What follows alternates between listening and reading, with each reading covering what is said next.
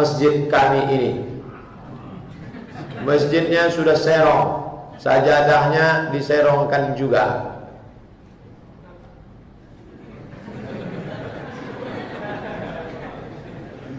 Kiblat itu ada tiga. Kiblat itu ada tiga. Yang pertama kiblat orang di dalam Masjidil Haram. Kiblat orang dalam Masjidil Haram mesti kena Ka'bah. Dalam Masjidil Haram mesti kena Ka'bah. Kena Ka'bah, kena Ka'bah. Kalau tak kena Ka'bah, tak sah salat. Dalam Masjidil Haram. Yang kedua, kiblat orang di luar Masjidil Haram.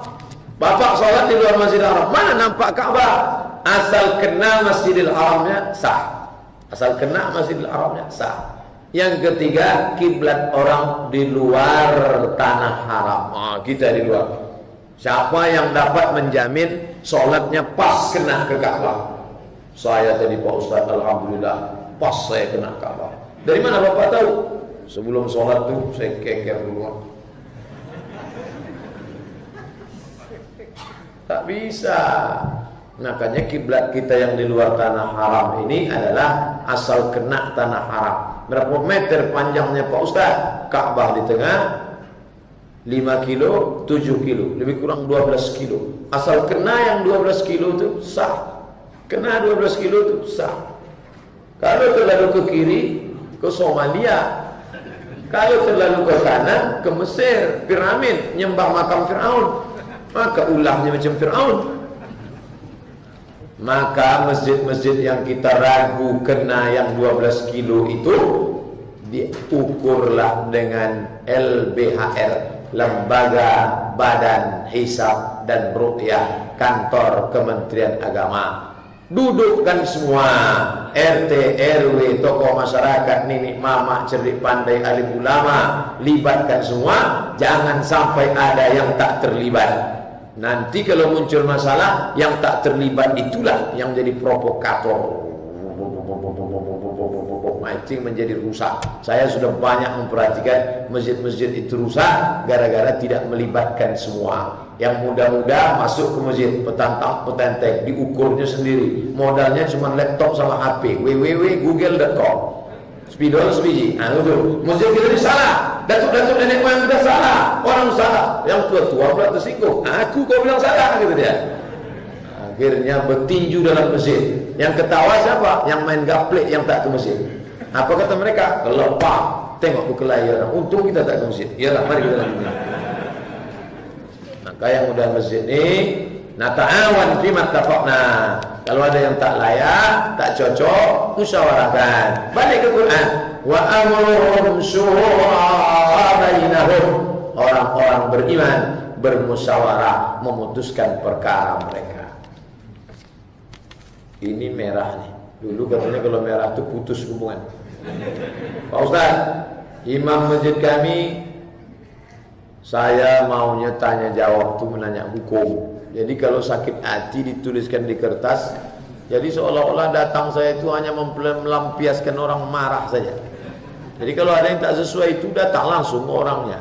Jangan saya dijadikan sebagai masalah sifatnya pribadi, membuka aib orang. Saya pribadi, kalau ada tak cocok sama orang, saya datangi deh. Saya biarpun kurus-kurus begini berani saya datangi. Kan Bapak Ibu, kalau ada tak cocok, bro sini sebentar. Tadi ente mata ente tajam ke saya, kenapa? Berdua, jangan rame-rame berani. Nah, apalagi pakai kertas. Jadi kalau ada tak cocok, sifat masalah pribadi, datang. Jika dibacakan ayat, maka diam dan dengarkan. Apa maksud dari kata tersebut Pak Ustaz? Wa idza quri'al Qur'an, kalau Quran dibacakan, fastami'u lahu, dengar diam-diam, dengar baik-baik. Wa ansitu, diam. La'allakum turhamun, mudah-mudahan kamu dapat rahmat. Apa makna ayat itu Pak Ustaz? Tidak boleh ribut ngomong ketika ada orang baca Quran. Bismillahirrahmanirrahim. Datang kawan aja. Gimana?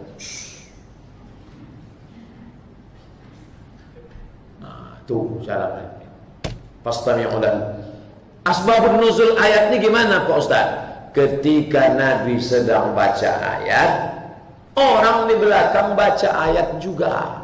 Nabi baca ayat depan, dia baca ayat juga, turun ayat. Wa iza quri'al Qur'an, kalau Nabi baca ayat di depan, fastami'u lahu, dengar baik-baik, wa ansitu diam, la'allakum turhamun. Kalau saya baca Fatihah, Pak Ustaz, baca Fatihah tak apa-apa. Dalam mazhab Syafi'i, rukun salat. Bagi makmum, baca Fatihah. Habislah waktu ke bacalah Fatihah. Tak akan habis waktu. Baca Fatihah. Ada makmum yang bertahan. Kalau baca Fatihah pasti habis Pak Ustaz. Enggak. Bismillahirrahmanirrahim. Alhamdulillahirabbil alamin. Arrahmanirrahim. Maliki yaumiddin. Iyyaka na'budu wa iyyaka nasta'in. Ihdinas siratal mustaqim. Siratal ladzina an'amta 'alaihim ghairil maghdubi 'alaihim waladdallin. Amin. Insyaallah masih tersisa ayat. Kecuali dia baca Fatihahnya macam Muammar ZA. Bismillahirrahmanirrahim. Itu mau musabaqah tuh. Tadi Ustaz menyebutkan surat Yasin hendaknya sering dibaca, dapat menghapuskan dosa. Apa bunyi hadisnya Pak Ustaz? Dan siapa perawinya Pak Ustaz? Man qara'a Yasin fi lailatin, siapa yang membaca surat Yasin pada suatu malam, asbaha maghfuran lah, maka pada waktu subuhnya dia sudah diampunkan Allah Subhanahu wa taala. Buka tafsir Ibnu Katsir, namanya tafsir Al-Qur'anil Azim, ditulis oleh Abul Fida Ismail Ibnu Katsir di dalam pembukaan surat Yasin. Buka tafsir Ibnu Katsir, ada di situ pembukaan surat Yasin. Sebelum masuk tafsir surat Yasin ada muqaddimah. Di situ disebutkannya hadis itu. Bagi yang punya tafsir Ibnu Katsir di rumah, lalu kemudian disebutkannya hadis-hadis yang lain.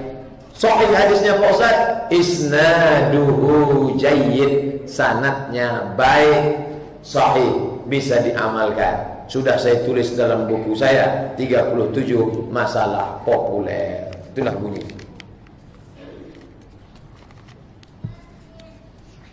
Pak Ustaz, kalau ada wanita hamil kemudian dinikahkan dengan orang yang menghamili, setelah anak lahir, bagaimana nasabnya Pak Ustaz?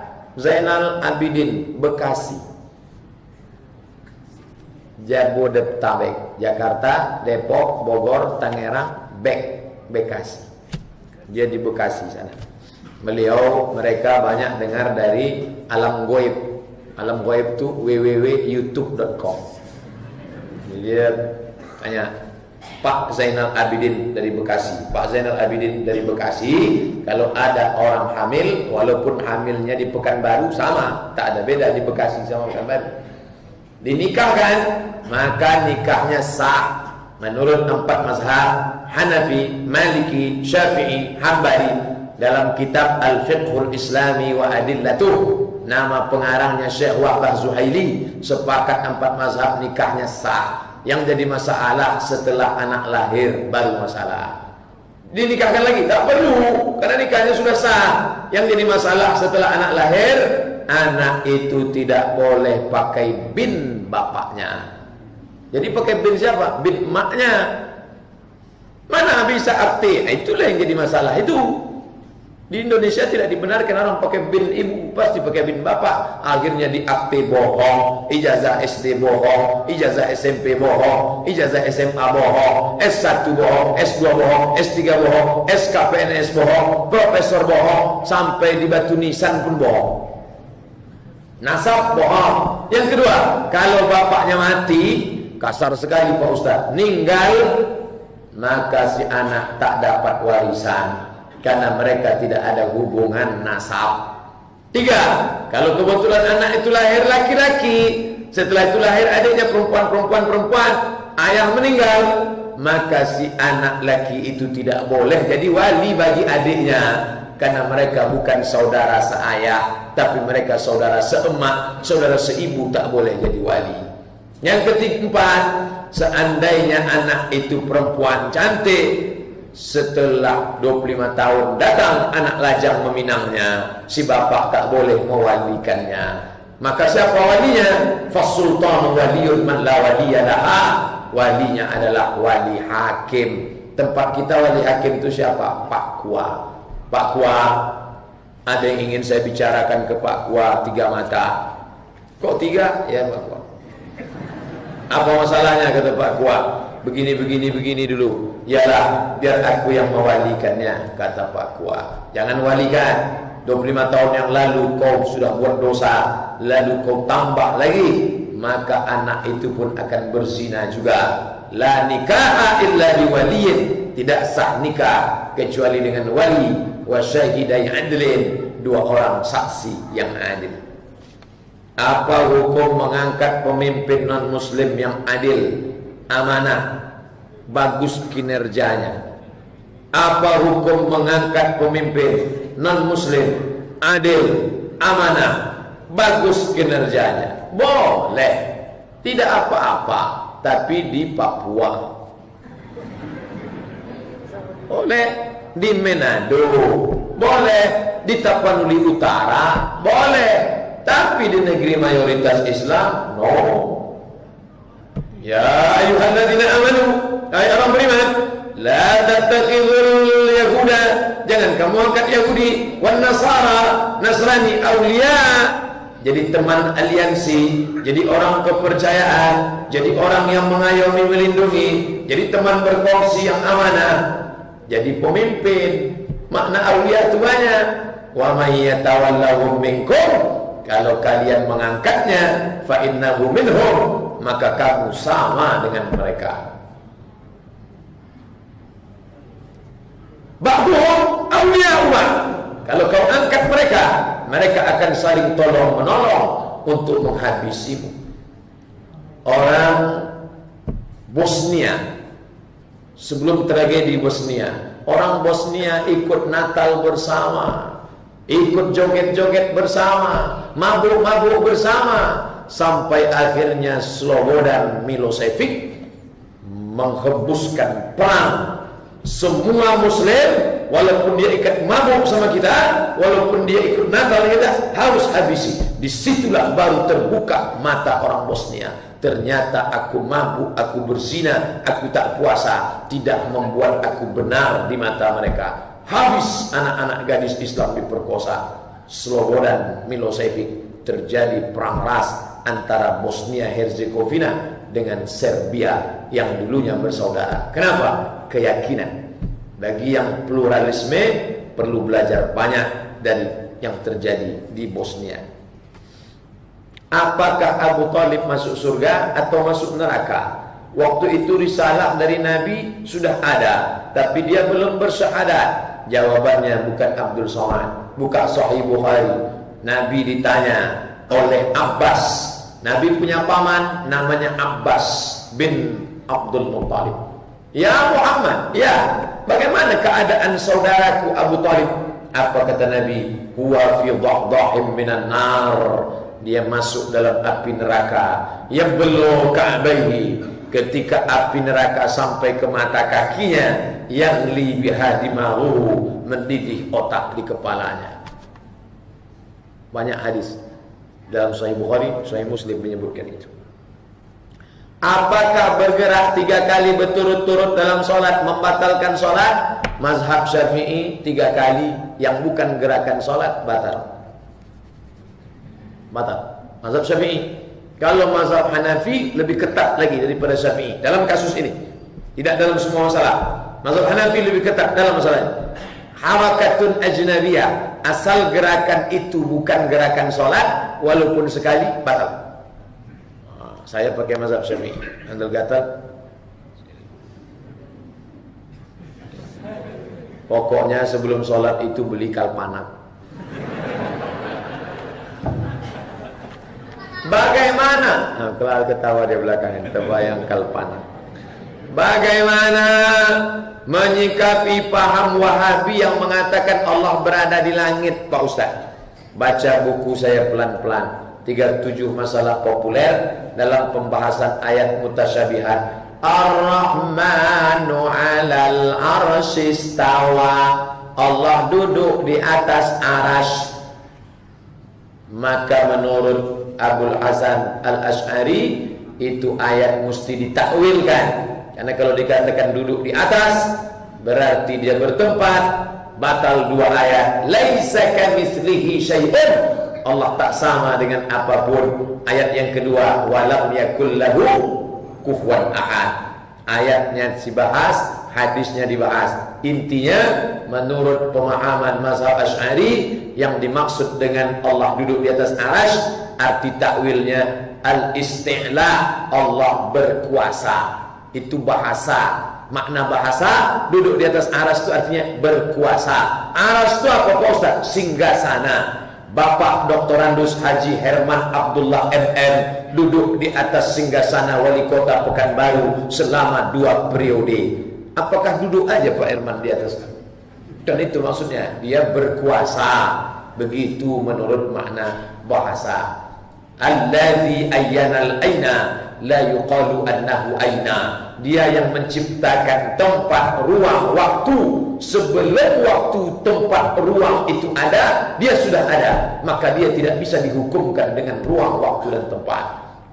Dalam kitab Aqidah Thahawiyah dikatakan, Allahu munazzahun 'anil jihati sit. Allah itu suci dari 6 arah. Jihati sit 6. 6 bahasa Inggris, sit bahasa Arab. Allah suci dari 6 arah. Muka, belakang, kanan, kiri, atas, bawah. Kalau dikatakan dia di atas, dia bukan Allah. Walam yakul lahu kufuwan ahad. Laisa kamitslihi syai'un wa huwas samiul basir. Bolehkah umrah dengan cara berhutang? Syukran. Dalam kitab Majmu' Fatawa Ibnu Taimiyah ada dibahas bukan umrah, tapi disebut di situ kurban. Jadi kalau mau dikiaskan bisa. Kurban bulan Zulhijjah. Gandum mau panen bulan Muharram. Lalu saya datang ke Bapak, Pak Haji, ya, itu gandum saya insya Allah panen nanti 2 juta. Kapan? Bulan Muharram. Pinjam duit Pak Haji, saya mau kurban. Boleh. Utang dibagi 2. Utang itu 2 bentuk. Yang pertama, yurja adauhu, ada yang bisa dipakai untuk membayarnya. Pinjam duit Bapak 2 juta, apa pembayar? Itu gandumku sudah menguning mau panen. Boleh. Yang tak boleh itu pinjam 2 juta, pembayarnya Pak, kuserahkan sama Allah Subhanahu wa taala. Tidak bisa. Bolehkah haji dengan cara hadiah? Apa hukumnya? Kalau hadiah itu tidak mengandung judi, boleh. Yang judi itu gimana? Dibuka pendaftaran. Pendaftaran mancing. Pesertanya 50 orang. 1 orang 1 juta. 50 juta. Siapa yang dapat ikan ini nanti berangkat. Dibuatnya kolam besar, ikannya 1 ekor. Ikan itu kenyang pula. Tiba-tiba menyangkut kailnya, entah gimana, dapat. Itu haram, itu judi. Kenapa? Karena uang-uang peserta itu. Tapi kalau modelnya di pusat perbelanjaan, itu dari hasil keuntungan, lalu mereka buat bonus atau bank syariah, bukan konvensional. Ada bonus nih, tidak diambil dari, tapi memang keuntungan mereka, reward. Ini akan berangkat haji, terimalah, berangkat. Maka gugurlah kewajiban hajinya. Bagi yang sudah berangkat dengan itu, dia punya duit lagi nanti, dia tak kena wajib lagi, karena wajib haji sekali saja. Ini tentang masalah berangkat haji dengan hadiah. Apa isi surat Al-Maidah 51 yang mana saat ini menjadi isu dalam milih pemimpin? Sudah terjawab tadi. Aulia, teman kongsi, aliansi, orang kepercayaan, pemimpin. Tidak kontradiksi, tidak ada kontradiktif antara satu makna dengan makna yang lain. Jangan angkat. Kalau kamu angkat, dia yang akan menjadi tukang pegang sendok belangau. Kita ngantri bawa piring mau minta makan. Nah, dia mau dapat nih. Masjid-masjid akan minta APBD kepada orang yang tukang pegang, bukan orang Islam. Masjid punya kita, tanah punya kita, negeri ini dimerdekakan dengan teriakan Allahu Akbar. Tiba-tiba yang sudah pegang sendok mau dapat ini, iya, sebutkan. Mau passwordnya, iya, anak Allah, Allah Bapa, Rohul Kudus, haleluya. Oh, tak bisa. Assalamualaikum Pak Ustaz, kami bertanya, Besok pagi ada di Masjid An-Nur? Ada. Insya Allah panjang umur, badan sehat, ada besok dia. Kapan dimulai pengajian hadis waktu subuh di Masjid Al-Iman? Pengajian Senin, Selasa, Rabu, Kamis. Mengkaji kitab itu sudah dialihkan. Sudah pulang Ustadz Tirmizi, Ustadz Muhammad Tirmizi, S1 Al-Azhar Mesir hadis, S2 Al-Azhar Mesir hadis. Dibukakan pengajian hadis di An-Nur Senin malam Selasa, yang dikaji kitab Riyadhus Shalihin. Mantap. S1 hadis, S2 hadis. Satu lagi Ustaz Zulhendri Rais, S1 hadis, S2 hadis, sekarang S3 hadis, sebentar lagi doktor dari Sudan. S1 Azhar, S2 S3 Sudan, membuka juga kajian hadis. Jadi kita fokus kepada para alim ulama spesialis di bidang hadis. Ikuti kajian Ustaz Zulhendri Rais, ikuti kajian Ustaz Muhammad Tirmizi khusus hadis. Kitab Riyadhus Shalihin Ustaz Zulhendri Rais, hadis-hadis tentang hukum-hukum. Ini mana dalilnya? Ini hukum, ini mana hadisnya? Ini pokoknya hadis, hukum-hukum semua. Itu dengan Ustaz Zulhendri Rais, calon doktor hadis dari Universitas Al Jazeera di Sudan. Bolehkah kita memberi kado kepada teman kita yang ulang tahun? Tengok dulu ulang tahunnya. Kalau ulang tahunnya pakai lilin, pakai tiup-tiup, man tashabbaha biqaumin fahuwa minhum. Siapa yang ikut-ikut tradisi suatu kaum, maka dia bagian dari kaum tersebut. Tapi kalau ada dia ngajak, besok mampir kita ke panti asuhan di belakang Koki Sunda ya. Mau ngapain? Saya mau ngasih anak yatim makan siang besok di sana. Acara apa? Tak ada, cuman muhasabah aja. Melihat umur sudah bertambah, tapi sebetulnya liang lahat sudah mulai dekat. Ingat-ingat mati kita besok. Bagus, tak apa-apa. Apa hadiahnya? Belikan, tambahkan nasi bungkus. Dia bawa ke sana, dibawanya lah. Banyaknya ketua panti. Pak ketua panti, ya. Berapa anak yatim di sini semua? Di sini ada 200 Pak. Ini saya bawakan 10. Rupanya kawannya yang lain bawa 10. Akhirnya berlebih nasi itu. Itu bagus. Begitu. Bukan hadiah tak tentu arah. Ini ada kawan ulang tahun, disemprot pakai telur busuk, disemprot pakai ini, diikatkan di tiang listrik, disiram, koslet, mati. Mampus. Apa pusar bergoncang salah satu tanda orang mau meninggal? Kalau telinga bergerak-gerak, itu artinya seminggu lagi. Kalau mata bergerak-gerak, itu artinya 3 hari lagi. Kalau pusat bergerak, itu 2 hari lagi. Asiklah mencari tanda mati. Kita tidak dituntut menengok tanda mati. Yang penting siap-siap saja mati. Apa kata Nabi? Salli wa anta muwaddi'. Solatlah engkau seperti solatnya orang yang mau mati. Jadi tak perlu menunggu pusat bergerak. Tadi waktu solat isya tadi, sallu salatal muwaddi', solat seolah-olah setelah isya tadi mati. Ini bukan hadis Nabi, ini ungkapan Abdullah bin Umar. I'mal lidunyaka ka'annaka ta'ishu abada. Berbuat untuk dunia, bukalah ruko, bukalah kebun sawit, seakan-akan kau hidup untuk selamanya. Wa'amal li akhiratika ka'annaka tamutu ghadan. Buatlah untuk akhirat, seolah-olah seakan-akan kau mati besok pagi. Salat seolah-olah inilah salatku yang terakhir. Allah, ini salatku yang terakhir ya Allah. Sekarang orang salat nanti ya Allah. Kau kenapa? Alah, besok kan masih salat lagi. Tuh, jangan cari-cari tanda-tanda mati itu. Yang penting kita siap mati. Siap hidup, siap mati. Takut mati, jangan hidup. Takut hidup, mati saja. Kalau suami istri masuk surga, apakah di sana mereka hidup bersama lagi? Iya. Apa dalilnya? Selama masih satu signal, sama-sama simpati bersama. Tapi kalau yang satu sudah XL, maka harus bersama. Maka kalau sayang sama istri, sama-sama akidah asyhadu an la ilaha illallah wa asyhadu anna muhammadan rasulullah. Istriku, dulu kita memang tak baik, Aku iblis, kau setan. Tapi masa lalu, siapa yang tak pernah masa lalu? Sekarang kita harus hijrah. Kau harus ikut aku mengaji. Kau harus pakai jilbab panjang. Perhiasan-perhiasanmu sebagiannya sedekahkan. Bajumu yang dulu pendek-pendek itu jangan kau sedekahkan. Nanti dipakai orang mengalir dosanya. Kau gunting aja untuk lap kompor di belakang. Bawa dia mengaji. Begitu cara menyelamatkan. Qul anfusakum, jaga dirimu, wa ahliku, keluargamu, nar, neraka. Dulu kau pakai baju you can see, sekarang tutuplah, lisut sudah. Syukran. Masya Allah, anak muda. Inilah jadi ketua Masjid Al-Furqan tahun ini.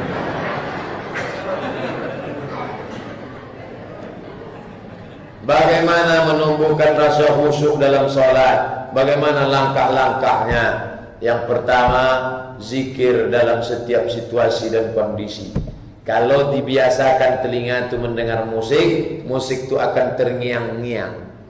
Kalau dibiasakan telinga itu mendengar musik, selesai musik itu berhenti, dia akan terngiang-ngiang. Sampai di dalam sholat itu pun musik itu terdengar. Maka jangan dengarkan musik. Lalu didengarkan apa? MP3, MP3 ceramah, MP3 ceramah, suara ngaji, suara Quran. Tuh, zikir, zikir, zikir. Semua yang diajarkan Nabi itu zikir. Bangun mata, alhamdulillahilladzi ahyana ba'da ma amata wa ilaihi nusyur. Masuk ke kamar mandi, Allahumma inni a'udzubika minal khubuthi wal khaba'ith. Keluar dari kamar mandi, ghufranaka. Basuh muka, tengok diri di cermin, Allahumma kama hasan takhalti fahasin khuluqi. Mau berangkat kerja, Allah bismillah tawakkaltu ala Allah la haula wala quwwata illa billah. Semuanya zikir, zikir. Jadi kalau hati itu sudah biasa berzikir, maka tidak lagi berat. Yang kedua, konekkan antara bacaan mulut dengan hati. Bismillahirrahmanirrahim. Alhamdulillahirabbil alamin. Arrahmanirrahim. Mulut mengucap, hati mengingat. Konek dia. Asal udah agak-agak jauh, konekkan balik. Asal udah agak-agak jauh, kan? Jangan dibiarkan dia jauh, berputar-putar. Ya Khabbab, ada sahabat Nabi namanya Khabbab bin Al-Arth. Ya Khabbab, ya, apakah Nabi itu kalau salat mulutnya bergerak atau diam aja? Allahu Akbar. Kata Khabbab, Nabi itu mulutnya bergerak. Dari mana kau tahu? Bittirabi lihiyati, kulihat jenggotnya bergoyang. Makanya saya bingung nengok orang sholat diam. Allahu Akbar. Diam. Selesai sholat kita tanya, kau kenapa diam aja? Kenapa kau tengok-tengok aku? Konekkan.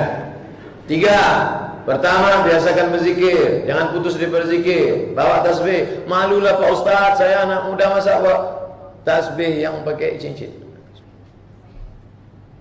Pagi di kampus sarapan lontong, bismillah. Datang kawan ngobrol, gimana berapa SKS? Subhanallah.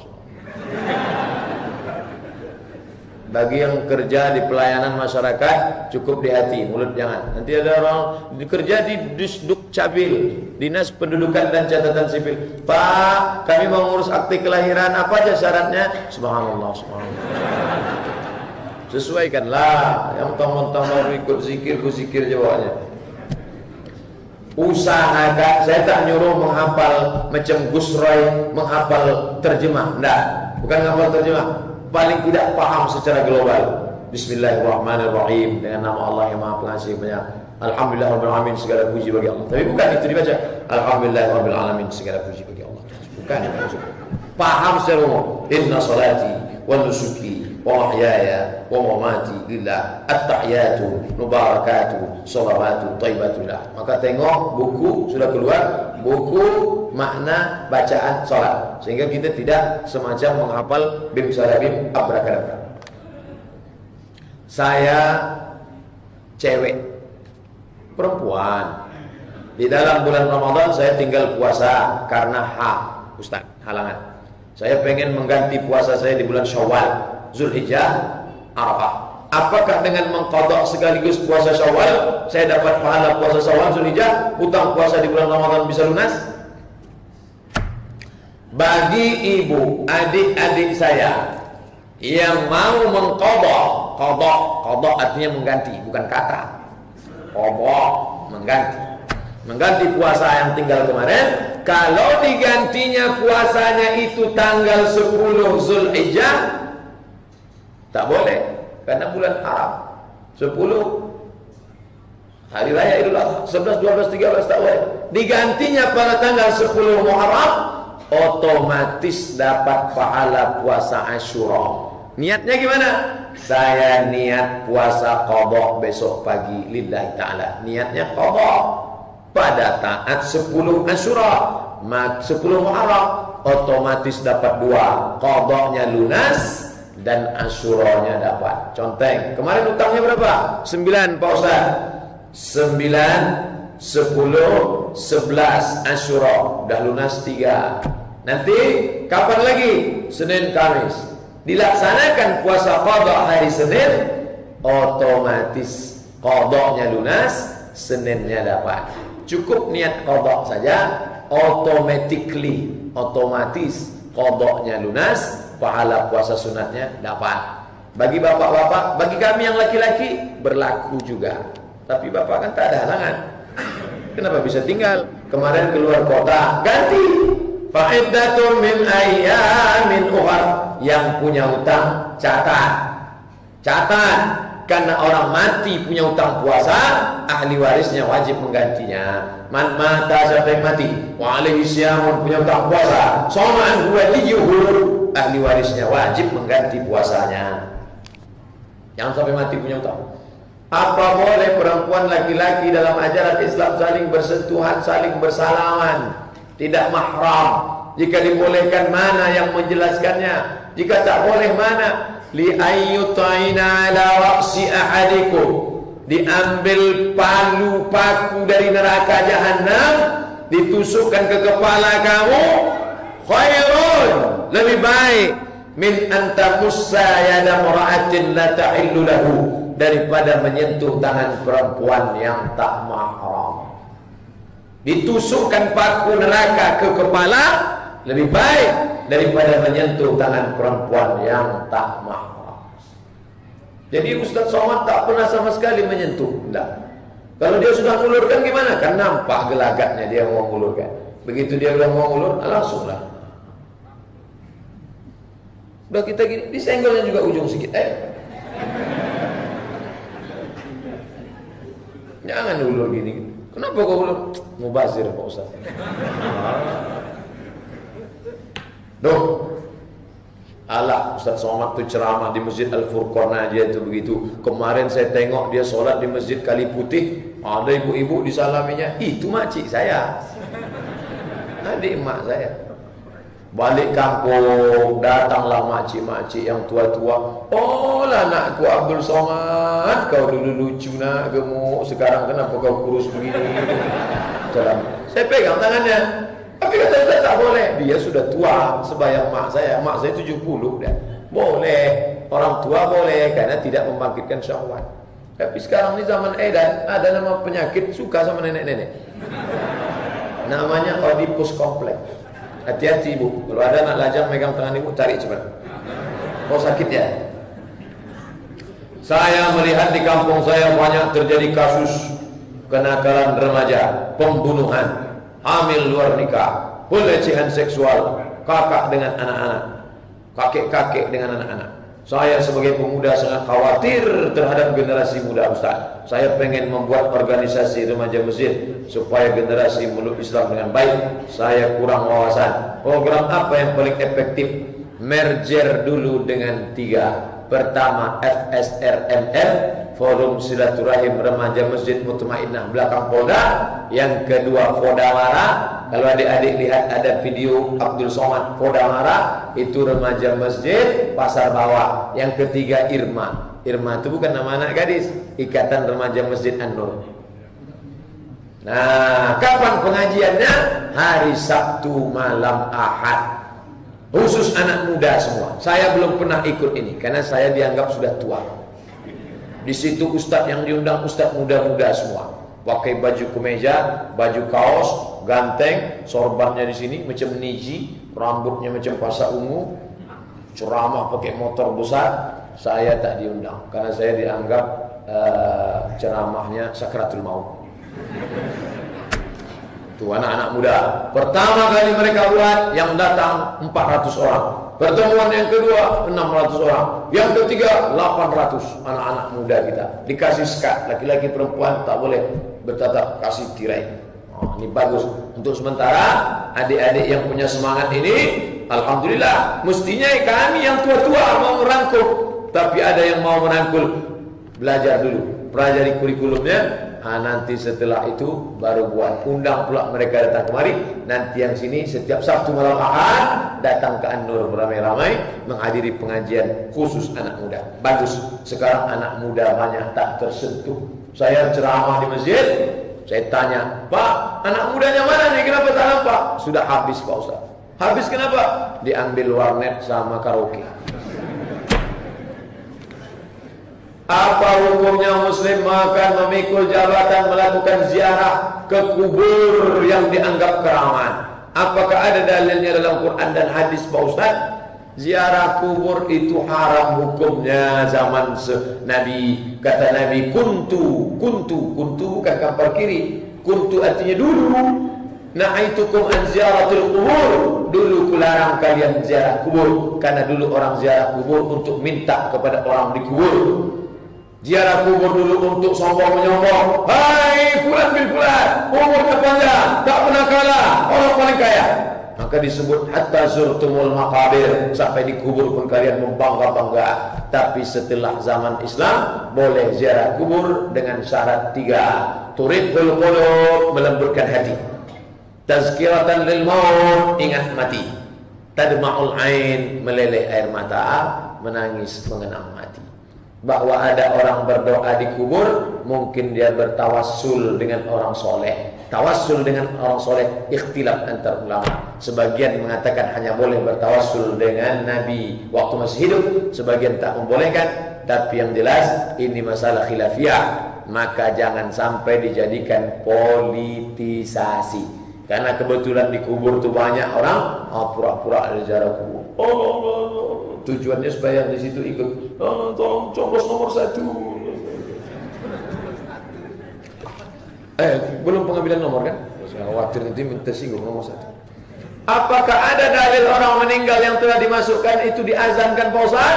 Allahu Akbar, Allahu Akbar. Wa yusannul adzanu li ghairi shalah. Dianjurkan azan di luar untuk sholat. Selama ini kita tahu azan untuk sholat. Dalam mazhab Syafi'i, dalam kitab-kitab tua mazhab Syafi'i dikatakan dianjurkan azan untuk selain sholat. Pertama, ketika ada kebakaran, api, satu orang azan, Allahu Akbar, Allahu Akbar. Yang kedua, ketika ada orang kerasukan setan, ada orang kesambet, azan di telinganya, Allahu Akbar, lari setan itu tunggang langgang. Makanya yang suaranya kuat, jangan pelan-pelan. Allahu Akbar. Ini kata setan, ini serius seperti ini gitu. Aku kalau serius aku cabut, kalau enggak aku tahan di sini gitu. Yang ketiga, su'ul khuluq, ada orang yang akhlaknya tak baik. Anak lajang balik rumah pontang-panting gitu. Mana duit? Nah, itu diazankan telinganya. Melepas musafir. Makanya orang berangkat haji kemarin diazankan. Kemudian waktu mau memasukkan ke dalam kubur. Begitu dalam kitab-kitab mazhab Syafi'i. Kalau tak setuju jangan salahkan orang. Saya tak mau buat karena tak ada hadisnya. Pendapat ulama saya tak pakai. Ya tak apa-apa. Jangan diwajibkan. Tapi kalau ada orang membuat jangan salahkan. Karena itu ada dalam kitab-kitab mazhab Syafi'i. 3. Bolehkah memindahkan mayat meninggal di Jakarta? Jenazahnya tadi dibawa ke Pekanbaru, di mana dia meninggal lebih cepat, lebih baik. Seandainya saya ceramah keluar kota, kemarin pulang dari Maulabu, sebelumnya ke Padang Panjang, sebelumnya lagi ke Cinere. Andai mati saya di tempat itu, tak perlu jenazah saya pulang bawa ke Pekanbaru. Ini ada rekamannya. Kalau mati saya nanti di tempat ceramah itu, tak perlu jenazah saya dibawa pulang. Kuburkan aja di situ. Doa sampai, tak perlu. Ya Allah, sampaikanlah doa kami untuk Ustaz Abdul Somad di Cinere, jalan ini nomor gang sekian, kode pos nomor sekian. Tak perlu. Sampai itu. Doa di mana pun sampai. Jadi masalah orang, aku mesti dimakamkan di samping istriku, disangkanya bisa dia peluk-peluk sama istrinya dekat. Enak aja. Kan begitu mati itu. Mati dimanapun kita mati. Makanya dulu waktu saya mau ke Mesir, saya adik-beradik 2 orang. Saya anak pertama, adik saya laki-laki. Berdua semua adik-beradik. Oh, jauh ke Afrika Utara, nanti kau pergi mati di mana? Mati dimanapun mati, Pak. Pulang saya, tak mati-mati sampai sekarang. Anak yang lahir di luar nikah itu seorang perempuan. Siapa nanti yang akan menjadi walinya Pak Ustaz? Fasultanu waliyun man la waliyalaha. Wali hakim. Wali hakim Pak Kua. Kita kecamatan Marpoyan. Pak Kua Marpoyan. Hubungi Pak Kua Marpoyan. Saya tak pula ada nomor HP-nya. Pokoknya carilah sesudahnya. Bagaimana dengan status pernikahan orang tuanya? Apakah diulang lagi? Tak perlu diulang karena nikahnya sah. Bagaimana Pak Ustaz andai kata anak ini meninggal? Apakah ayah biologisnya dapat warisan? Tidak dapat karena dia tiga anaknya. Itu anak saya. Sudah dicek darahnya, rambutnya, kami bawa ke Singapura, tes DNA sama. Itu anak saya, bukan anak ente. Karena dalam Islam DNA tak laku. Apa salah saya? Salah ente, mau saya kasih tahu? Iya, mencoblos sebelum hari H. Itu kesalahan ente. Apa hukumnya? Oh, ini dari nomor 1. Apa hukumnya ada masjid azannya lebih rapat 2 menit? Oh, tak bisa. Karena kalau nanti dia azan, disangka orang sudah masuk waktu, padahal belum masuk waktu. Azanlah sesudah masuk waktu. Kalau tidak, mulai malam ini perbaiki jam masjid diperbaiki sesudah masuk waktu. Memang ada dalam kitab fikih disebut azan sebelum masuk waktu. Sebelum masuk waktu dia azan, maka selesai azan waktu sudah masuk. Memang ada zaman dulu. Tapi zaman sekarang kalau kita buat begitu, sebagian orang, mana tahu ibu-ibu di rumah dia mau cepat berangkat ke kantor. Begitu didengarnya imam, langsung dia sholat. Kan dia mau cepat pergi. Langsung dia sholat. Dia sholat sebelum masuk waktu. Maka masjid sekarang jadi patokan. Seragamkan jam masjid pada yang betul. Jangan seragam tak betul. Apabila kita mengadakan wirid, membaca yasin, mana yang lebih baik? Satu orang baca, yang lain mendengar, atau sama-sama baca tajwidnya? Satu orang baca, lain tajwidnya. Bagaimana sebaiknya Pak Ustaz? Hari Jumat ini, Bapak Ibu-ibu sekalian, hari Jumat ini kita baca 5 ayat dulu. Ini mau tes. Selama ini tak tahu tak siapa betul, tak siapa tidak. Karena kalau sudah suaranya ramai semuanya betul. Ini kita tes dulu. Jangan tersinggung ya, jangan sakit hati. Baca 5 ayat. Bismillahirrahmanirrahim.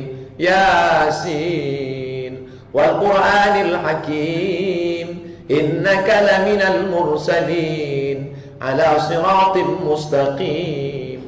Tanzilal Azizir Rahim. Ibu silakan. Litunjiro.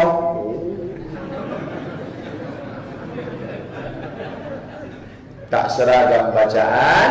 Kalau bacaannya tak seragam, perbaiki dulu. Kita undang dulu Ustaz Nazri, kita undang dulu Imam Masjid Syuhada Al-Mukarram, Ustaz Amin Yono Haji. Tadi sholat Jumat beliau imam, saya khotib di An-Nur. Panggil dekat, bawa sini. Dudukkan beliau, dengarkan bacaan. 2 Jumat memperbaiki bacaan. Jumat depan mengkaji tafsir surat Yasin, Dr. Mustafa Umar. Setelah itu kalau mau baca bersama, bolehkah membaca bersama kalau tajwidnya sama? Kata Imam Nawawi, mustahabun. Bagus. Kata Imam Ibn Taimiyah dalam kitab Majmu' Fatawa, kalau baca tajwidnya sama, la ba'sa bih, boleh. Tapi kata Imam Al-Buhuti, kalau tajwidnya tak sama, makruh. Banyak yang tak pandai baca itu mulutnya yang bergerak. Apa yang ibu baca tadi? Aku pun tak tahu, tengok dia bergerak. Apa hukumnya seorang bapak yang hidupnya miskin tapi dia anaknya banyak sehingga dia tidak bisa mendidik anaknya karena tidak ada biaya untuk sekolah, istrinya tak mau KB yang tujuannya menjarangkan anak. Anak itu sudah lahir, mau diapain lagi? Dididik aja lah. Dididik, kita bantu, yang punya bantuan kasih bantuan. Ini kan ceritanya sudah terjadi. Yang belum terjadi bisa disetting.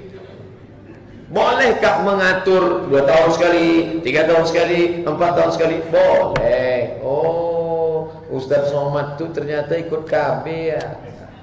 Anak saya 1 tunggal sama tawayang, memang itulah dikasih Allah Ta'ala. Allah Ta'ala tahu ini orang jarang di tempatku, kasih 1 aja dah. Banyak tidak terus jadi. Tuh, jadi boleh mengatur 3 tahun sekali, 4 tahun sekali. Adapun yang haram itu adalah tahdid, nasal tahdid. Kalau yang tadi namanya tanzim, mengatur 3 tahun sekali, 4 tahun, 5 tahun. Yang tak boleh itu tahdid, vasektomi, haram, steril. Kecuali diponis dokter, ibu nggak bisa melahirkan lagi bu. Kalau saya melahirkan lagi, mati. Nah, itu boleh steril. Saya pacaran 3 tahun.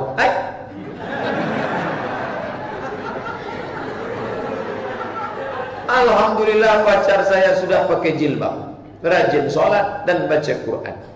Saya baru tahun 2016 tahu bahwasanya pacaran itu haram. Kalau saya putusin, saya tidak sanggup Pak Ustaz. Karena saya sangat dekat dengan orang tua dan keluarganya. Apa yang harus saya lakukan? Pinang dengan bismillah. Balik dari sini, siapkan semuanya, siap mental. Nah, besok malam datang ke sana, bawakan rekaman MP3, potongkan. Kalau tak sanggup bercakap sama dia, nih saya cakapkan, Pak, saya sudah lama berbuat dosa dengan anak Bapak. Ikhlaskah Bapak bila saya berzina dengan dia? Oh, aku masuk tadi, kata dia. Kalau Bapak tidak, maka izinkanlah saya nikahi dia, Pak. Kau bawa apa? Membawa iman dan cinta untuk Islam. Saya baca-baca ini mudah saya balik. Dah, insya Allah kalau bapaknya itu mengaji, kalau maknya itu paham Islam, mereka tak akan membiarkan anak mereka. Karena orang tua yang membiarkan anaknya berlarut-larut, berlama-lama, berjalan sana, jalan sini. Anak ibu kemana? Dibawa pacarnya tadi kemana? Makan mie ayam.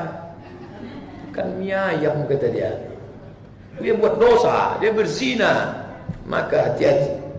Pak Ustaz, bagaimana hukumnya orang selalu sholat di depan, di belakang imam, sementara dia tak bisa baca ayat kalau imam salah? Kalau di Malaysia, saya ceramah di Kuala Lumpur seminggu setiap bulan Februari, keliling ke Selangor, ke Ipoh, ke Malaka, di Kuala Lumpur. Itu setiap masjid sajadah 2. Imam depan 1, imam belakang 1. Imam yang depan itu digaji oleh Jakim, Kementerian Agama. Imam yang belakang itu digaji oleh masjid. Oleh sebab itu, maka siapapun tak boleh tegak. Saya pun tak berani tegak di belakang. Jadi seandainya imam depan itu agak nyasar-nyasar sedikit, belok dia ke SKA, diluruskan sampai belakang.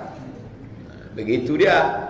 Nah, maka diangkatlah 2 imam, 1 imam salat, 1 imam cadangan. Begitu aturannya. Bagaimana orang yang selalu sholat, tapi selesai sholat langsung ke belakang, tak ikut berzikir dan melangkahi orang-orang yang berzikir?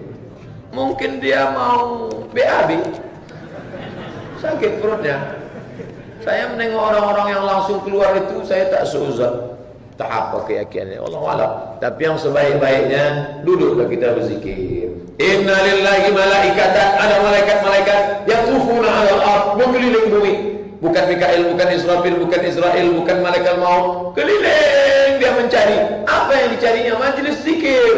Begitu dia lihat majelis zikir, dipanggilnya malaikat yang lain. Halummu ila hajatikum, inilah yang kalian cari. Dia pun ikut berzikir. Masalah zikirnya mau kuat mau pelan, zikir kuat ada dalil, zikir pelan. Yang satu kuat, la ilaha illallah, la ilaha. Yang satu tak mau kuat. Terserah. Jangan berkelahi gara-gara zikir kuat. Subhanallah, subhanallah, subhanallah, subhanallah, subhanallah. Tak apa-apa. Habis itu berdoa. La yajtami' malakun, sekelompok orang berkumpul. Fa yad'u ba'dhum, berdoa satu orang. Wa yu'minuhum sa'iruhum, diaminkan yang lain. Illa ajarahumullah, yang lain mengaminkan, Allah mengabulkan doa mereka. Allahumma inna nas'aluka salamatan fid din, amin. Wa afiyatan fil jasad, amin. Wa ziyadatan fil ilm, amin. Wa barakatan fil rizq, wa taubatan qabla al-maut, wa rahmatan 'inda al-maut, wa maghfiratan ba'da al-maut. Allahumma awwin 'alaina fi sakaratil maut, wan najata minan nar, wal 'afwa 'inda al-hisab. Habis doa selamat, Rabbana ighfir lana dzunubana wa li walidayna warhamhuma kama rabbayana shaghira. Rabbana atina fid dunya hasanah. Habis selesai. Yang panjang-panjang. Ini sampai setengah jam. Pertama semangat semuanya. Lama-lama pantai dah Imam. Setelah itu salat sunat ba'diyah, doa lah masing-masing. Aku tak maulah doa sama imam tu. Kenapa? Doa imam tu lain, aku lain. Doa yang selamat tadi itu kan umum. Doa selamat, mati husnul khatimah, doa untuk orang tua umum. Habis itu baru doa masing-masing. Apa yang kau mintakan tadi? Anakku sedang kuliah di Jogja, jangan sampai dia berzina, jangan sampai dia minum kopi Mirna, jangan sampai dia balik. Cepat dia balik ke Pekanbaru, IP-nya semua, bisa dia ikut PNS, honorer, jangan lama-lama. Gitu. Jadi doa itu ada doa umum, ada doa khusus. Ini kertas terakhir. Pak Ustaz, kalau suami nikah lagi, istri tidak dicerai, tak dicerainya dan tidak dikasih nafkah, itu namanya takabe indak batali. Dicerai tidak, dikasih nafkah pun tidak. Maka apa sikap perempuan? Perempuan melapor kepada wali. Wali memanggil, wali itu ayah, tak ada ayah datuk, tak ada datuk abang, tak ada abang adik, tak ada adik paman, abang ayah, adik ayah. Ini wali semua, ramai-ramai dia datang. Oke, tak masalah, panggil, dudukkan. Mau dibawa kemana hubungan ini? Dah, kata dia, aku ini ente tinggal di NKRI, Negara Republik Indonesia. Dalam hukum kompilasi hukum Islam Indonesia, orang yang menikah tanpa izin istri pertama itu bisa dihukum. Kalau PNS, hukuman PNS itu kalau lapor ke atasan bisa dicopot. Bisa dicopot PNS-nya. Hati-hati. Maka kemudian mestilah mengurus, lalu kemudian dikasihnya nafkah. Ingat, kau waktu akad dulu masih ada rekamannya, pembacaan sirat tahlil. Jika saya meninggalkan istri saya 3 bulan lamanya tidak memberikan nafkah zahir dan batin, dan dia melapor kepada pengadilan agama, maka kemudian hakim menjatuhkan talak 1 kepadanya, maka jatuhlah talak 1 kepadanya. Maka tanyalah anak kemanakan kita itu, anak di pangku kemanakan digendong, dibimbing, tanyalah dia, ini kamu mau lagi hidup bersama dengan dia? Aku sudah tak sanggup lagi mama, maka aku ingin lepas saja sama dia. Gugat ke pengadilan. Tapi kalau kata dia, aku tak bisa berpindah ke lain hati, dialah cintaku dunia akhirat, pertama untuk selamanya. Kalau kalian paksa aku harus meninggalkan dia, aku minum baygon 3 karung nanti. Maka musyawarahkanlah, dudukkanlah bersama. Ini semua wa'amrum syura bainahum. Hukum ada, tapi hukum tidak sekaku itu. Ada akhlak dan ada tauhid kepada Allah SWT.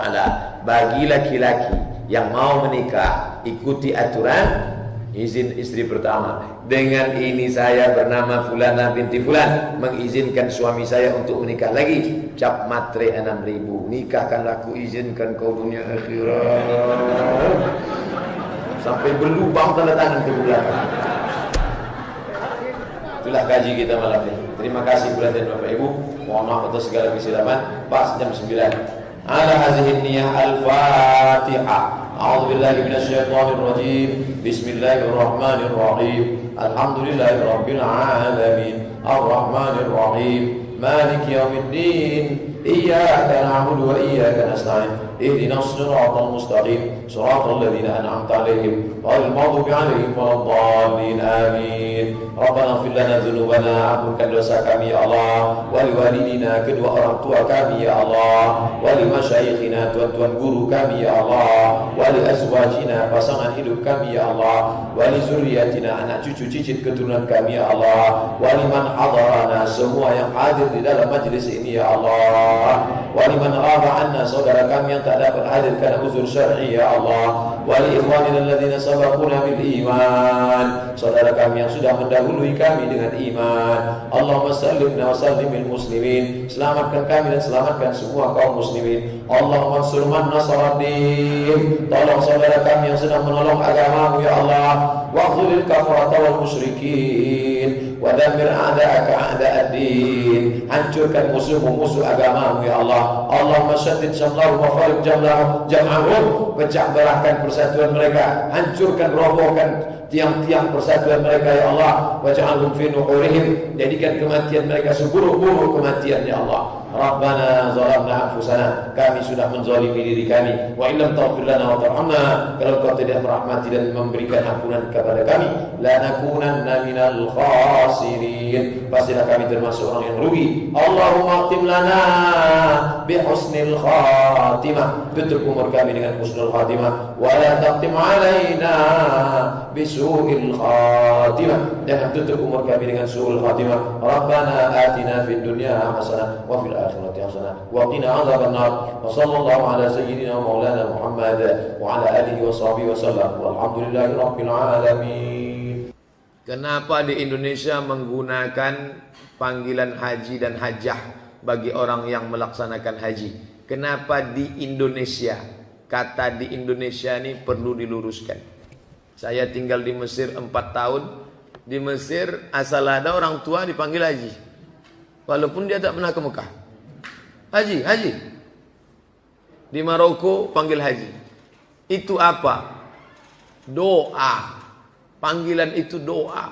Orang Mesir itu saking inginnya pergi ke Mekah, di kampung-kampung itu di dinding rumah semua gambar Ka'bah, onta, Masjidil Haram, Masjid Nabawi. Saking rindunya mereka, maka dipanggilnya haji. Yang belum berangkat pun dipanggil haji untuk doa, semoga kau berangkat haji. Itu sebenarnya doa. Yang tak boleh itu riak. Riak, itu tak boleh. Kenapa bapak tak datang undangan anak akikah saya kemarin? Tak kau buat pula saya haji. Mana saya mau datang? Itu yang tak boleh. Tak tahu kalian, saya ini sudah haji 4 kali. Itu yang tak boleh. Adapun dia dipanggil sebagai penghormatan, orang memanggil dia, bukan dia minta panggil. Dan itu bukan hanya di Indonesia saja, di Mesir, di Maroko, pakai panggil haji. Bagaimana adab kita menggunakan kata ganti beliau kepada Allah? Beliau itu untuk manusia. Beliau untuk manusia. Adapun Allah, marilah kita bersyukur kepada beliau yang sudah memberikan kita. Itu tak betul. Dia tak belajar bahasa Indonesia, perlu ambil lagi 16 tatap muka, 2 SKS belajar bahasa Indonesia. Belajar bahasa Indonesia balik. Bagaimana caranya supaya taubat kita diterima Allah? Rukun taubat 3. Yang pertama, an-nadamu fil qalbi, menyesal dalam hati. Setelah menyesal dalam hati, yang kedua, al-iqraru bil lisani, diikrarkan dengan lidah. Astaghfirullahaladzim. Yang ketiga, an-itmaru alla ya'uda ilaihi abadan, tekad kuat tidak akan kembali ke dalam perbuatan itu lagi. Itu namanya taubat nasuha. Ini pendapat siapa nih Ustaz Somad? Pendapat Abdullah bin Abbas. Rukun taubat ada 3. Adapun cara bertaubat diajarkan Nabi. Ma min muslimin yuznibu dzamban. Kalau ada orang berdosa, summa yatatahhar, yang paling elok mandi. Mandi apa namanya? Mandi taubat. Maaf cakap, macam mandi wajib, basah semuanya. Ustaz, saya mau mandi taubat. Mana dulu yang basah? Terserahlah, mau kaki dulu, mau kepala dulu. Kebetulan mandinya ke Sungai Siak, salto dia. Kepala dulu, sah. Apa hilang dosa saya kalau mandi Pak Ustaz? Kalau di Sungai Siak itu mandinya di tengah pula lagi. Jangankan dosanya, orangnya hilang sekalian. Kalau tak bisa mandi, berwudu. Kalau tak bisa berwudu, saudara kita yang dulu peminum, pemabuk, pezina, pemakai narkoba, sekarang sakit di ruang ICU, mandi tak bisa, wuduk tak bisa, kasih tahu dia, suruh dia tayamum. Kalau dia tak bisa tayamum, ditayamumkan. Ambilkan tanah, letakkan ke dalam mangkuk, ke dalam piring, tumpahkan ke koran, pukulkan 2 kali pukul sekali, tepukkan ke tapak tangan, hembus ke wajah sekali sapu, pukulkan sekali lagi, tepukkan ke tapak tangan, hembus, sapukan ke lengan sampai ke siku. Debunya dibagi 3, 1, 2, 3. Yang ini untuk di bawah, yang ini untuk di dalam, yang ini untuk di sini. 1, 2, 3. Kalau banyak di sini kabel-kabel, maka pakai tayamum mazhab Maliki sampai ke siku saja. Tayamum Maliki Maroko sampai Maliki sampai siku saja. Sampai siku kalau yang Syafi'i. Kalau yang Maliki sampai pergelangan saja. Dah. 1 tayamum untuk 1 solat. Suruh dia solat sunat taubat. Banyak saudara-saudara kita tak tahu bagaimana bersuci. Kalau dia tak bisa mandi, tak bisa berwudu, maka bertayamum. Setelah itu solat sunat taubat. Usolli sunnatat taubat raka'ataini lillahi ta'ala. Setelah itu perbanyak istighfar. Summa yastaghfirullah. Perbanyak istighfar. Illa ghafarallahu lah. Maka Allah mengampunkan dosa-dosanya. Tanpa melalui solat sunat taubat. Kenapa tak mau solat sunat taubat? Solat sunat taubat lah. Hanya melalui zikir setelah solat. Solat sunat taubat. Zikir-zikir. Kenapa ditawar pula taubat? Ini bukan harga supermarket. Ini harga pasti. Mana yang lebih besar pahalanya? Seorang laki-laki menikah dengan janda yang punya anak atau yang tak punya anak, daripada dengan nikah dengan seorang gadis.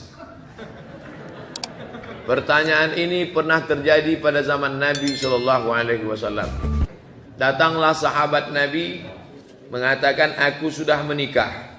Kata Nabi, sama janda apa sama gadis? Aku nikah sama janda. Kata Nabi SAW, hala bikran, kenapa kau tak nikah sama anak gadis? Kata dia, adikku banyak. Sejak emak ayahku mati, adikku banyak. Kalau aku nikah sama gadis, anak gadis ni sebaya dengan adikku, tak peduli dia, malah berkelahi nanti. Tapi kalau aku menikah dengan janda ini, dia bisa jadi kakaknya, dilindunginya adik-adikku. Tengok, abang yang memperdulikan adik. Maka Nabi menerima alasannya. Ini. Jadi kalau dia nikah dengan janda, janda itu pula punya anak yatim, sabar dia, inilah yang paling bagus. Tapi kalau dipijak-pijaknya anak yatim itu, neraka jahanam tempat dia. Jadi tak bisa dikatakan lebih afdal dengan janda karena memelihara anak yatim, lebih afdal. Tengok dulu situasi dan kondisinya. Beda orang, beda lain kepala. Kira-kira paling lambat berapa menit solat tahajud sebelum solat subuh? Asal belum azan. Tapi masalahnya muazin itu pula terlambat bangun. Maka tengok jam balik. Mana jam kita? Jam subuhnya, subuh jam 5 pas. Maka kalau dia bangun jam 4.50 masih bisa dia tahajud. Jadi tak bisa patokannya azan. Punya kalender sendiri. Saya beli kalender setahun, murah harganya 15.000. Beli kalender setahun, tempel di dinding rumah. Itu penting. Setiap rumah mesti punya kalender setahun. Karena kita tak bisa berpatok dengan suara azan. Sesuaikan jam kita dengan jam televisi. Itu jadi patokan. 10 menit, 5 menit sebelum masuk waktu kita masih bisa sholat tahajud dan witir. Bagaimana hukum menengok film porno di internet? Bagaimana cara minta ampunnya?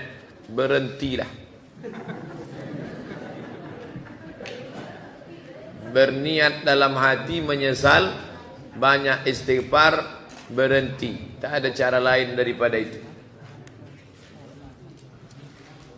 Bagaimana hukumnya orang menerima gaji untuk dimakan, namun cara mendapat kerjanya menyogok pakai duit pelicin? Sogok ini terbagi dua. Ada sogok yang boleh, ada sogok yang haram. Mana bisa Ustadz bagi dua? Ini pendapat ulama nih. Misalnya begini, ini mesti dengarkan baik-baik. Jangan nanti keluar isu Abdul Somad menghalalkan sogok. Dilaknat Allah dan malaikat saya. Anak bapak honorer di kampung nun, di tepi-tepi pulau sana. Honorer 5 tahun. Setelah dia honorer 5 tahun, ada pengangkatan. Pengangkatan honorer, syarat ijazah S1 FKIP. 2, sudah mengabdi 5 tahun. Dibawanya lah surat pengabdian. Saya sudah ngabdi 5 tahun. Memang FKIP penuh. Datang pegawai Diknas. Apa kata mereka? Wani piro. Maka orang begini boleh dia membayar. Karena dia sedang mengambil hak dia yang sedang dipegang oleh tukang pegang centong, tukang pegang sendok. Hanya saja tukang pegang ini jahat, pengkhianat dia. Ini boleh dia bayar. Karena kalau tak dia bayar, jatah itu akan diambil oleh si Manungkalit, Uta Ginjang, Uta Julu, Raja Guguk, Sinambela. Akhirnya yang menjadi guru di daerah itu siapa? Orang kafir. Habis anak orang Islam diajarin tidak-tidak. Jadi kalau ada orang mengatakan jangan bayar, siapa yang ngambil nanti? Diambil orang kafir. Sudah berapa banyak guru-guru orang kafir mengajar anak-anak kita. Orang Islam tak mau jadi guru di pinggir-pinggir kota. Akhirnya orang kafir jadi guru. Rusak anak-anak kita. Walaupun dia guru matematik, biologi, fisika. Sebelum mengajar apa kata dia? Anak-anak mau biar supaya pelajarannya masuk ke otak. Mau. Ini doanya. Anak Allah, Allah Bapa, Rohul Kudus. Haleluya. Tuh rusak anak kita. Yang tak boleh itu begini. Penerimaan PNS harus sarjana teknik sipil, IP 3,7. Dia teknik industri, IP-nya 3,0. Disogoknya 100 juta. Ini haram. Gajinya haram, tunjangannya haram, pensiunnya haram, sampai mati makan haram. Kalau begitu modelnya, segeralah resign. Karena kalau tidak, maka makan haram. Makan haram sekejap aja, 30 tahun. Masuk umur 30, pensiun umur 60. 30 tahun makan haram. Merasakan azabnya berapa lama? Khalidina fiha abada. Na'udzubillah. Bagaimana jika saya berniat puasa sunat tanggal 1 Rajab? Karena tanggal 1 Rajab itu bertepatan hari lahir saya, 29 Maret. Bagaimana niat hukumnya? Niatnya puasa sunat Rajab saja. Jangan puasa niat puasa hari lahir. Tak ada Nabi mengajarkan niat puasa hari lahir. Tapi itu Nabi puasa hari Senin, hari lahir dia. Bukan disuruhnya lah hari lahir kita. Hai orang-orang beriman, berpuasalah kamu di hari lahir kamu. Tak ada. Kita disuruh puasa hari Senin, hari lahir Nabi. Zaka yauma wulidtu. Di hari itu aku lahir. Adapun kita, maka tak disuruh berpuasa di hari lahir kita. Tapi kalau ada orang mau bersedekah, di hari lahir ini saya mau bersyukur pada Allah Pak Ustadz, saya bawalah nasi kotak ke panti asuhan. Bagus, pergi ke panti asuhan. Pak Yazid panti asuhan di belakang Koki Sundar. Pak Yazid, berapa anak panti ini Pak Yazid? Ada 200 Pak. Tolong keluarkan. Berapa orang? 2 orang aja. Situ ada 200, dia minta 2 orang. Kebetulan dia bawa nasi kotak cuma 2 biji. Jadilah daripada tidak sama sekali. Jangan beli lilin dicucukkan ke roti. Dia embus. Orang kafir itu punya tradisi. Jangan ikut orang kafir. Man tashabbaha biqaumin fahuwa minhum. Siapa yang ikut tradisi orang kafir, maka dia kafir. Wa husyira yaumal qiyamati ma'hum. Nanti di akhirat akan dibangkitkan sama orang kafir. Mengapa tanah dinamai tanah haram, yaitu tanah mulia? Mengapa ada binatang haram? Muliakah binatang itu Pak Ustaz? Udah dijelaskan, ini mengantuk ini.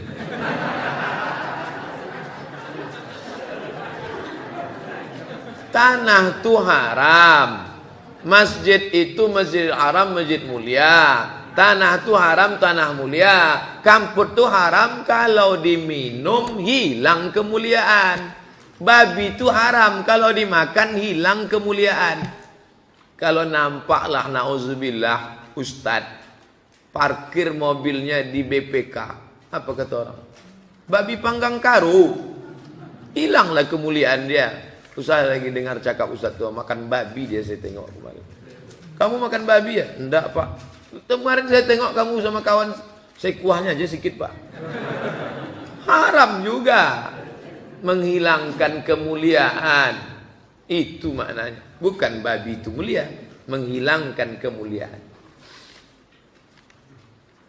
Tanggal berapa jatuhnya 1 Rajab?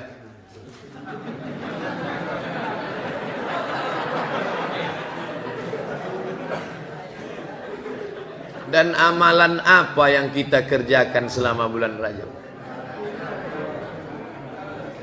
Apa tak gila Ustaz kalau malam? Itulah yang dibahas selama 60 menit habis suara. Itulah ditanya. Bila tanggal 1 Rajab, amal apa yang akan diisikan di bulan Rajab? Saya dulu enggak pernah pakai tangkal atau jimat. Sekarang saya tahu itu termasuk syirik. Apakah itu termasuk dosa besar? Saya menyesal bertaubat. Siapa yang tak pernah syirik? Abu Bakar Siddiq pernah syirik. Umar bin Khattab pernah syirik. Utsman bin Affan pernah syirik. Sahabat Nabi itu pernah syirik. Menyembah Lata, Uzza, Manat, Hubal, Jibti, Taghut, Naham. Mereka pernah mengundi nasib pakai anak panah. Mereka pernah menyembah. Mereka pernah syirik, tapi mereka taubat. Tubu ilallahi taubatan nasuha. Berhenti, stop. Yang pakai tangkal, pakai jimat, nyimpan keris kecil di dompet, macam-macam, berhentilah. Minta memandikan tombak, pedang malam 1 suro, pakai 7 kembang. Berhenti. Kenapa? Syirik, meyakini ada kekuatan jin, hantu setan, penjaga ratu raut pantai selatan, Nyi Roro Kidul.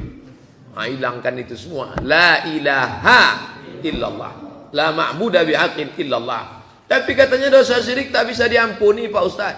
Dosa syirik yang tak diampuni itu begini. Dimandikannya lah keris malam 1 suro. Hai penjaga hantu segala macam, tolong lindungi aku. Begitu dia sedang mandikan, mati dia. Itu neraka jahanam tempatnya. Belum sempat dia taubat, mati. Adapun orang yang taubat, maka diterima Allah. Kalau tak diterima taubat syirik, maka tak diterimalah taubat sahabat Nabi dulu yang pernah menyembah Lata, Uzza, Manat, Hubal, Jibti, Taghut, Naham. Bagaimana hukumnya minta sumbangan pada orang kafir untuk bangun masjid? Janganlah rendahkan agama kita ini. Jangan rendahkan agama kita ini. Riau ini bukan tak banyak orang kaya Islam. Minta kepada orang kafir nanti diejek-ejeknya kita. Apalagi mintanya sama Ahok. Apa kata pidato Ahok? Mengapa saya mau jadi gubernur di Jakarta ini? Siapa yang paling miskin? Islam. Siapa yang paling jorok? Islam. Siapa yang paling malas? Islam. Saya mendengarnya, hampir saya banting HP saya. Jangan rendahkan agama kita kepada orang kafir. Tapi kalau orang kafir mau ngasih bantuan dengan syarat tidak ada unsur kristenisasi, bukan Haritanu, bukan Ahok, baik dia, dikasihnya. Saya tak mau disebut-sebut nama saya, pakailah. Boleh, tak apa-apa. Ada sahabat kita, pengelola panti asuhan. Waktu dia mau beli beras, datang orang Hindu. Orang Hindu, Kaliang. Bapak mau beli beras? Iya, untuk apa? Panti asuhan. Mulai bulan ini saya yang nanggung. Tapi dia tak mau sebut-sebut nama. Saya yang nanggung. Tiap bulan dia nanggung. Panti asuhan. Bagus, tak salah. Ini selama tak ada unsur agama. Sosial boleh. Apa dalilnya? Enak aja Ustaz menghalalkan bantuan orang kafir. Nabi diberi hadiah madu oleh pendeta, pendiri, pemimpin Alexandria. Namanya Muqawqis. Panggilannya Muqawqis, namanya Jirjis. Agamanya Kristen Ortodok. Dikasihnya Nabi madu, diminum Nabi madu itu habis. Boleh. Yang tak boleh itu kalau dia kasih makanan haram. Dikasihnya beras. Itu Jalan Sudirman, ada masjid kecil sebelah kanan, itu selalu dapat beras dari Cina. Mereka tanya ke saya, halal beras nih Pak Ustaz. Ada tak dia buat agama, bawa-bawa agama? Tak ada. Murni, ambil, tak masalah. Nah, tapi kalau sudah terkait masalah agama, lakum dinukum waliyadin. Masalah politik, tak boleh. Ambil beras saya, coblos nomor 2. Tak boleh. Haram. Mohon jelaskan balik rentang waktu sholat Isra. Sebab banyak yang mengira hanya pada masuk syuruk itu saja. Tambah 12 menit. Jam 6:18, Pekanbaru sekarang 6:18, itu terbit matahari. Ini matahari terbit. Ini bumi ini permukaan bumi. Pas 6:18 muncul matahari. 6:18. Selama matahari muncul ini tak boleh sholat. Sampai berapa lama? Sampai setinggi tombak. Qaida ram'in, setinggi tombak. Kenapa? Karena waktu matahari naik sampai setinggi tombak, datang setan mengiringi matahari. Tanduk setan. Makanya disebut dengan qarnai syaitan. Waktu 2 tanduk setan. Waktu matahari terbit, datang setan menghampiri. Ini lambang setan. Metal itu setan. Metal itu setan. Maka datang setan menghampiri matahari setinggi tombak. Setelah diukur, waktu setinggi tombak itu 12 menit. Selama 12 menit ini dia mengikuti. Setelah selesai 12 menit, dia pun pergi. Itulah waktu menyembah Lata, Uzza, Manat, Hubal, Jibti, Taghut. Nah, maka kita dilarang. Setelah lewat 12 menit, 12 tambah 18, 6:30, barulah sholat sunat isyraq 2 rakaat. Kalau imam sedang rukuk, makmum terlambat, apakah menambah 1 rakaat? Kalau masuk ke masjid, imam sedang rukuk, langsung ikut rukuk. Jangan lupa takbiratul ihram. Takbirnya 2. Pertama takbiratul ihram, Allahu Akbar. Yang kedua takbir intiqal, Allahu Akbar. Dapatnya rukuk, dapat 1 rakaat. Fatihahnya al-imamu junnah, imam penanggung jawab. Faqiraatul imam qiraatul makmum, bacaan engkau ditanggung oleh imam. Tapi jangan gara-gara ini terlambat terus. Tidak ada ikhtilaf. Tidak ada ikhtilaf. Bagaimana menikahi wanita solehah? Dia mu'allaf. Orang tuanya sampai sekarang belum Islam. Menikahi mu'allaf maka sama dengan menikahi perempuan yang tak berdosa. Karena mu'allaf yang baru masuk Islam 0 bersih. Di dunia ini yang 0 2. Pertama mu'allaf, yang kedua pegawai Pertamina. Kurang dari 0 ya Pak. Bersih. Adapun emak bapaknya bukan urusan kita. Istrimu mana? Ini istri saya. Tidak pergi Idul Fitri ke mertua. Mertuaku masih menyembah Yesus lagi. Belum masuk Islam. Ajaklah dia masuk Islam. Andai sampai mati dia tak masuk Islam, yang penting anaknya Islam. Selesai. Negeri kita mayoritas telah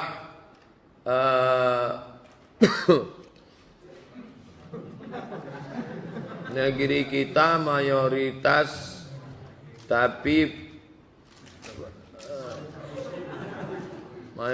mayoritas muslim tapi dosa banyak beredar. Apa solusinya Pak Ustaz? Solusinya 2. Solusi setiap masalah ini 2, tak banyak. Pertama, dari bawah umat disadarkan dengan pengajian, khutbah, ceramah, kultum, itu dari bawah. Dari atas dengan aturan pemerintah. Masalah khamar misalnya, ya Ustaz ceramah, jangan minum khamar, haram, masuk neraka. Dari bawah. Dari atas sama macam korupsi, dari bawah. Cina itu paling besar korupsi di dunia. Dan sekarang dunia paling bersih Cina dari korupsi. Kenapa? Siapa yang korupsi? Gantung. Kalau digantung lah korupsi di Indonesia ini, berkurang jumlah penduduk ini. Laksanakan aja dua tuh. Dari bawah orang disadarkan dengan ceramah, dari atas dengan aturan pemerintah. Kalau dua-dua ini tak ada, tak bisa. Ceramah saja tak bisa. Orang tak takut sama ceramah. Rokok aja lah. Orang nyantai. MUI sudah mengeluarkan fatwa haram, Muhammadiyah mengatakan haram. Tanya, kau tak takut haram MUI? Makin diharamkannya makin enak sama Ustaz. Orang tak takut. Tapi orang takut sama razia helm.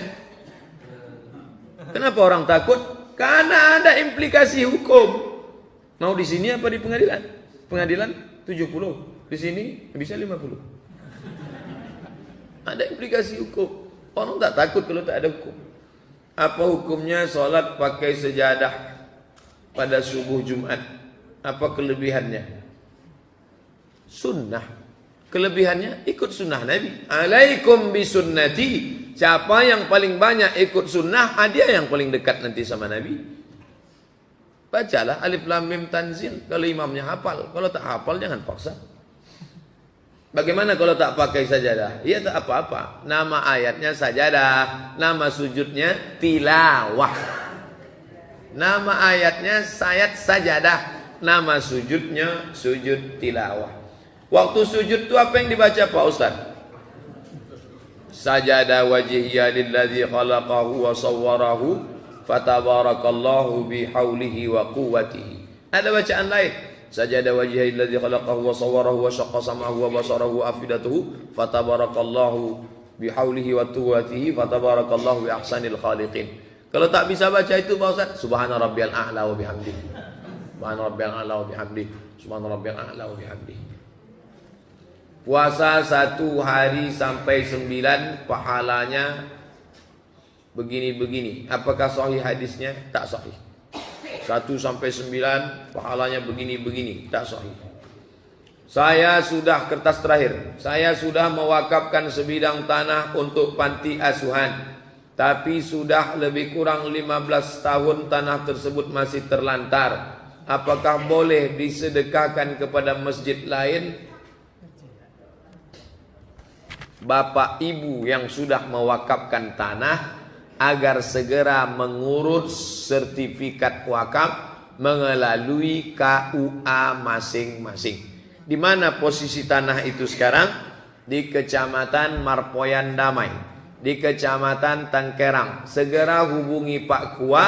Di sana sudah ada formulir untuk pencatatan wakaf. Ini undang-undang baru. Saya kebetulan termasuk pematerinya sosialisasi wakaf di Kemenak. Sudah kumpul semua KUA di Pekanbaru. Saya pemberi materi supaya semuanya melapor. Nanti akad di depan KUA. Aku wakafkan tanahku ini 2 hektar untuk panti asuhan tunai.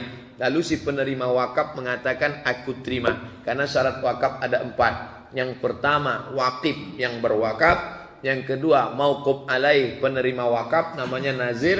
Yang ketiga mauquf bih barang yang diwakafkan. Yang keempat ada ijab ada qabul. Setelah itu dituliskan akte wakafnya oleh Pak KUA. Sampai mati tak bisa beralih, tak bisa digugat.